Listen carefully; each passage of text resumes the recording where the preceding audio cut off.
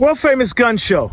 Let me tell you something about what it is that I do and the purpose of me actually creating something called the World Famous Gun Show. In my journey in firearms, I've come across some of the best people that I could possibly meet in life. From, some of the people who decided to sponsor me and make sure that I had firearms and make sure I had ammunition and make sure I had targets.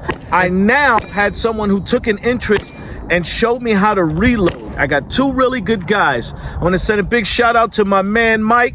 I want to send a big shout out to my man Nods and Dad Bods. Those two fellas have took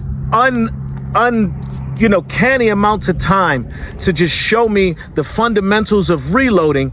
And I've taken on reloading and I decided that I wanted to develop the softest shooting round that I could possibly develop to just make the gun reciprocate. And I came up with this round. When you're doing reloading, you're playing with grains of powder. You're playing with lengths of overall case lengths.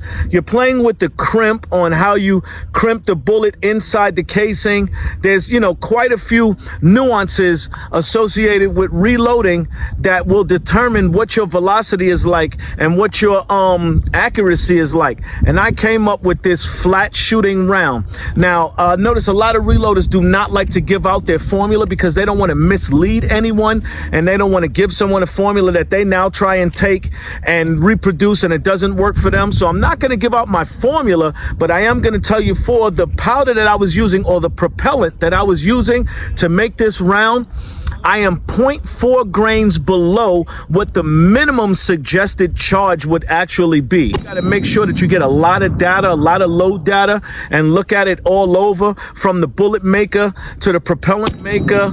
It's 6.4 grains was the lowest estimated charge. So I decided I'm going to go lower and lower. I did 6.2 grains and it came out really well. And I decided to do 6 grains. This 6 grains, we're going to see what it shoots like out of this Canik SFX Rival. I got sponsored by OTMI Targets and OTMI took a chance and they sent me over this firearm and this is a glorious firearm.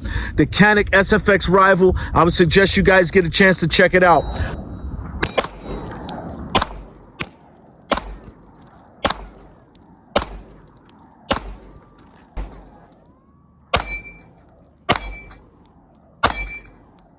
Ooh, this is soft. The way that I loaded that round, it makes the gun reciprocate very lightly.